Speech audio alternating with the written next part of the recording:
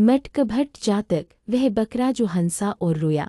बहुत समय पहले की बात है। श्रावस्ती नगर में भगवान बुद्ध अपने अनुयायियों को धर्म उपदेश दे रहे थे। तभी एक अमीर ब्राह्मण ने सभा में प्रवेश किया और कहा, आज मैं एक बलि दूंगा। माँ काली को प्रसन्न करने के लिए बकरा भी तैयार है। भगवान बुद्ध ने देखा कि ब्राह्मण के साथ एक बकरा है। मटकभट्ट आश्चर्य की बात यह थी कि वह बकरा कभी जोर से हंसता तो कभी फूट फूट कर रोने लगता।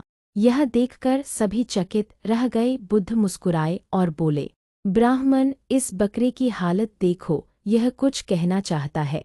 बुद्ध ने बकरे से पूछा, हे बकरे, तू क्यों हंसता है और क्यों रोता है?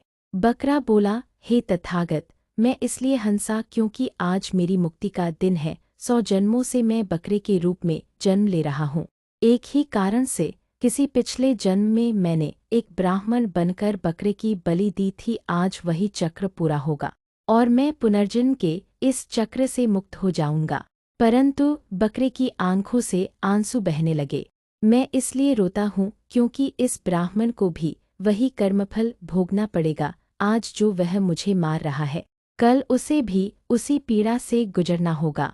यह सुनकर ब्राह्मण कांप उठा। उसने बकरे को छोड़ने का निश्चय किया, परंतु नीति को कुछ और मंजूर था। जैसे ही बकरा जंगल की ओर भागा, एक पेड़ की टहनी टूटकर उसके सिर पर गिर गई और वह वहीं मर गया।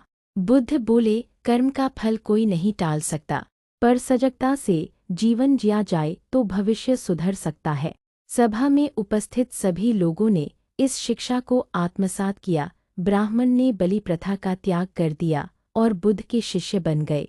सीख यह जातक हमें सिखाता है कि हर कर्म का फल निश्चित है। हिंसा से कभी शांति नहीं मिलती। जो पीड़ा हम दूसरों को देते हैं वह किसी न किसी रूप में हमारे जीवन में लौटती है। अतः करुणा, अहिंसा और सजगता से जीवन जीना ही बुद्धिमानी है।